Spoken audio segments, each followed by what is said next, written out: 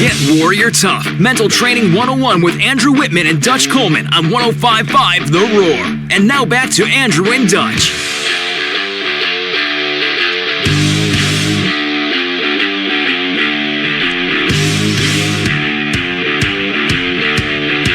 That's it. We're getting Warrior Tough. It's the most monumental hour in media anywhere. We are leadership and mental toughness coaches, Andrew Wittman and the Dutch Papa Smurf Coleman. Oh, man, buddy. Beard gang in effect. You and I were like turning into twins here. Only I'm Arnold Schwarzenegger and you're Danny DeVito. I was trying to think of a good Coming to America line, but I was like, I can't say I'm on the air. But anyway, I'm more. The McDougal's was hilarious, right? When he was working at the McDougal's. I'll take it. I'll take the Danny DeVito. Okay, all right, man. Twins. That's another great movie. Another movie run. Yeah, the guys at the State Department used to be like, man, you're like the movie instructor, because when I would do training at, consulting at the State Department, I always do all my reference movies. And if you guys have been to my seminars, I do that too. I love the movie references. Okay, now this week what happened, the Texans, who aren't that good, played the undefeated Cincinnati Bengals, which I also think aren't that good, but that's neither here nor there. And after they beat the Bengals, J.J. Watt made a crack or whatever. He said, our goal – he didn't say it mean, I didn't think, when I heard it. He said, our goal was to turn the Red Rifle into the Red Ryder BB gun, which was a reference to the Christmas story. We all get it. Then a reporter – of course, trying to stir the pot and spice the gumbo, tells Andy Dalton that, hey, J.J. Watt just said on national TV that our goal was to come out here and make the Red Rifle look like the Red Ryder BB gun. What do you think? So the gumbo having been spiced, Andy Dalton says, quote, I'm disappointed. The integrity of this game, I have a lot of respect for him. He's a really good player. There's lots of kids and lots of people out there who look up to him. For him to make comments like that, he's showing that's acceptable to do that kind of stuff and say that kind of stuff. It's disappointing for one of the best players in this league to come out and say something like that. That's all I'm going to say about it. I think JJ is a good player. For him to be one of the best in this league and to show that integrity and show that type of, it shows what he's about, which is disappointing. So it always cracks me up when people bring in the kids. Because it's about the kids. We love the kids. You know what would have been a more appropriate answer? A more appropriate answer would have been like, you know what? He did. I look like the BB gun. He did that. But we're gonna see those guys again, and I want to see if he can do it again. To me, that's the more appropriate answer. You did that. Okay, right. You know what? Chalk one up for you. You got me this day. Yeah, but we're gonna see. You're running your mouth. And while you're running your mouth, I'm going back to the drawing board. I'm getting ready because I'm going to see you. I'm planning on seeing you again at some point, and I'm going to take back what you took from me.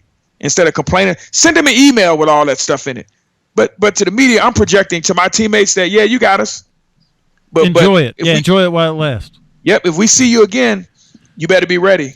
Because we know you got us this time, so we're coming for you. Now, in all fairness to Andy Dalton, and again, I'm not criticizing him at all. What I want to do, and this is what we do in these situations, use this as a teaching moment. Okay, so this is what Dalton came back. Now, he came back the next day, or 2 days later, after some reflection, and he said, hey, what I did was wrong, and that I responded, circle that word, to what somebody said that he said. So he never even heard it. He said, I never even heard his interview, so I don't know what the context in which he said it. I don't know what he said before. I don't know what he said after.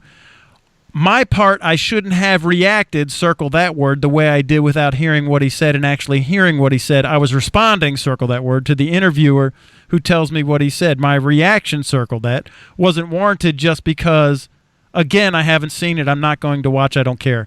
I have no ill will. So here I want to see. So he's halfway there. But see, this is what we teach in the CEO of You, is becoming a first responder and not a first reactor. And he mixed those two things up. He was reacting the complete entire time. He wasn't responding at all because he didn't think it out. Now, this is a response 2 days later. He said, hey, you know what? I never even heard what he said, so I shouldn't have been, answering. But he mixed up response and reaction, and this is subtle but huge. If you're reacting, you say emotional dumb stuff. If you respond, it gives you time to let logic, your mind, take over the boardroom.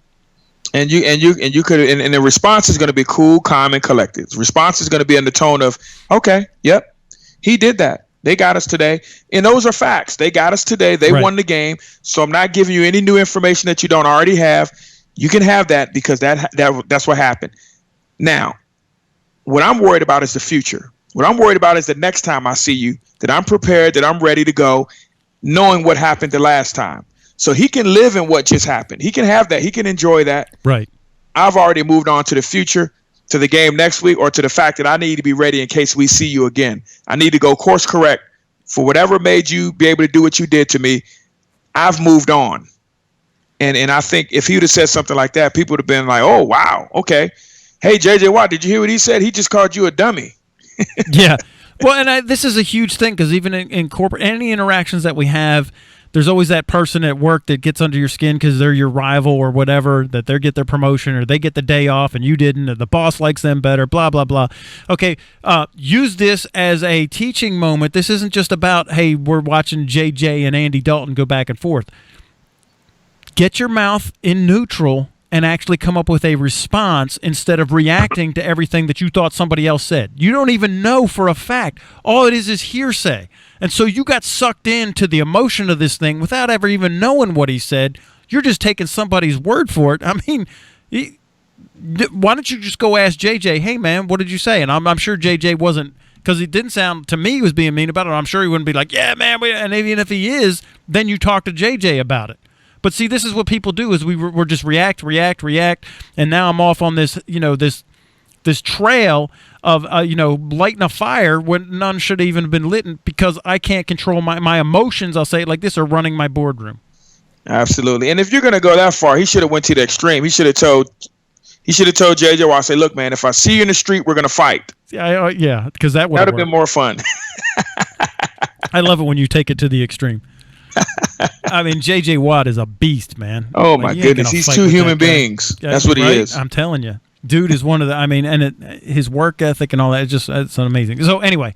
So, all right. So, kind of keying off of that with emotional responses or, and who's running your boardroom, there's been a lot of talk about Cam Newton doing his touchdown dance. And, of course, again, we had to bring up the kids, the mom who writes in for the Tennessee Titans, and she brings up the kid.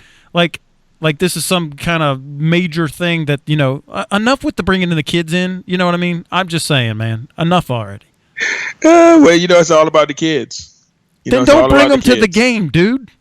Listen, Mom, if your 9-year-old is offended by Cam Newton celebrating a hard-won, hard-fought touchdown, you shouldn't be bringing them to football. Yeah. I was tweeting about this. The sports culture is not for everybody, first of all. But what bothered me is the fact that you're talking about something Cam Newton does, which really the bad thing was the response by the Titan players. The Titan players turning around, focused on him when they need to be focused on stopping him. They're watching him celebrate. But has anyone ever seen the cheerleaders and the dancers at those games?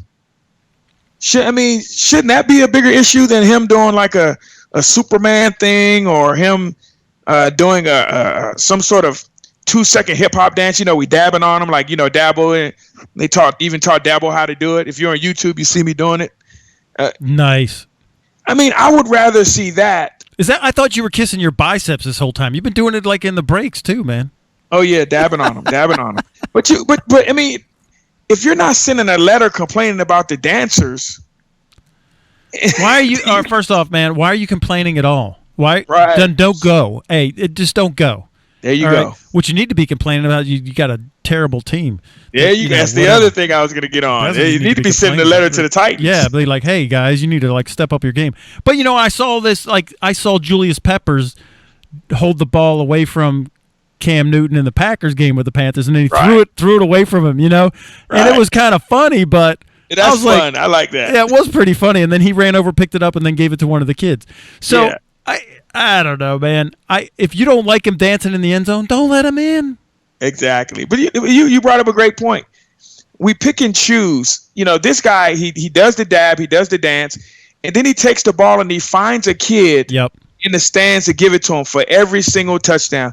We've seen him give it to kids in a wheelchair. We've seen him fight through adults and make sure that the kid gets the ball.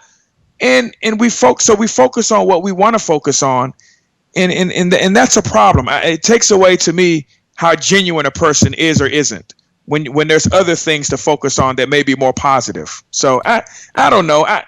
I'm not a guy that would individually carry it that much, and it's from a celebration standpoint.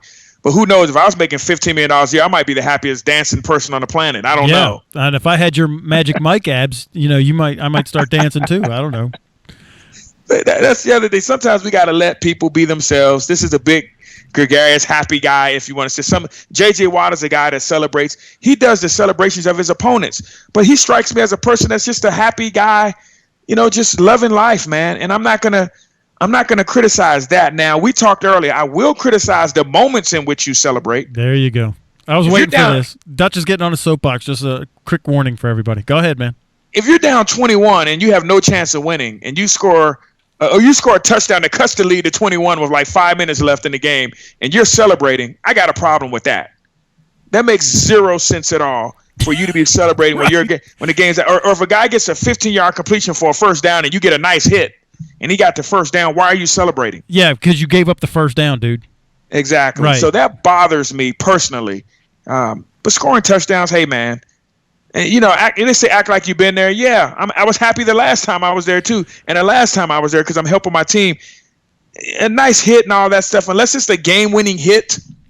Come on, man. That's what your job is, isn't it? I mean, and that's what people say. That's your job to go score touchdowns, right? But he's also an entertainer, and all these guys in the NFL, it's half wrestling. I mean, it half is entertaining. It's TV. If it's not good TV, and so whether you loved it or you hated it, he did his job because either way, you're watching. And I'll give them one other slight pass that I give in football. These guys, they're covered in equipment. So we don't know who these guys are a lot of times. So they have to separate themselves from the pack somehow to get that endorsement money, to get some of the opportunities that you get outside. In the NBA and baseball, we can see who those guys are. We know their faces. Right. We know we can. Yeah, they got the helmet. Yeah, and they got the helmet. Yeah. I, as a football player, have to find ways to separate myself from the pack, to market myself, and they had the thing where the guys were going through that, where they were taking their helmets off, and so the world could see them, and they kind of cut that out. Yeah. But these guys are hungry for that endorsement stuff. They're hungry for that security. Well, and they got to because listen, they got a very limited shelf life, man. Very limited. It's physical. They only have a very limited shelf life. They got to do what they have to do for the futures of their family. So I'm all in with that, man. The only issue I have is that, and you and I talked about this before, and it's just, and I say with like I always over celebrate. So if you were my client, I would try to help you, squish down the ups and downs so that we're more level, so you don't get too high, you don't get too low, and that you take that mental energy and you keep pushing it towards, performance, which but that's not has nothing to do with him celebrating or not. It would be as a client and as a mental toughness coach, I'd want to kind of, focus that energy emotional in a different direction. That's all I was saying about it. And your thing is you're not focusing on the celebrating. You're focusing on the lower part too, because you're saying both are bad. You're not saying one is bad. No. I just the extremes are bad, and we want to get balance. There's extremes in anything in life, but that emotional outburst, manic or depressive, I want to squeeze that. I want to knock those edges off and get you back towards the center of the road and on a more even keel. That's my whole point, dude. Where you're in more control. Yeah, and then that's what we want to do in mental toughness and to get Warrior Tough. We want to get everything under control, so you're not swinging emotionally back and forth and being this reactor. And dude, the hour's gone, man. Wow. Dude, I always say, wow. It's ridiculous, dude. We do not have enough time. We need to make this like a 2-hour show or something because I didn't even get through half the stuff on our list that we were going to talk about. Let's do it. Let's do the 2 hours. What do you guys think? Let's do it. We could keep going. I mean, we're on the Get Warrior Tough network, so we could keep going if you wanted to. So this is just It's just on the app. So, all right. So, hey, man, we didn't get to talk about the Hardy thing. We could take a minute if you want to talk about it. We got the time. Maybe I don't know. Wait till next week. All right. Yeah, I don't want to beat a dead horse. But I think a lot of the things are kind of set. But yeah, let's save that. Let's save it. All right. Hey, Dutch, I love you, buddy. I'll see you next week. Play us out, Jacko.